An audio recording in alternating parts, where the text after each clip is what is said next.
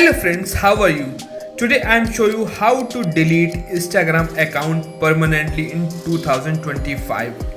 It is very easy. You can just follow our step and you will delete your account. So first of all, open your app. Go to profile menu and here click three dots. After you will find account center, then again click personal details. Here is account ownership and control. You can click here and you can find deactivation or deletion. You can just click down,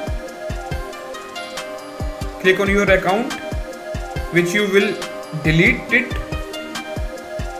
Now you can find there are two options. First is deactivated account, second is delete account. You just press on delete account and you will delete permanently your Instagram account.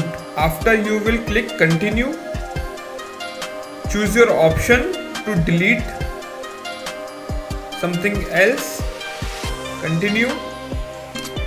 Now enter your password. After this is a final step, after your account will be deleted permanently.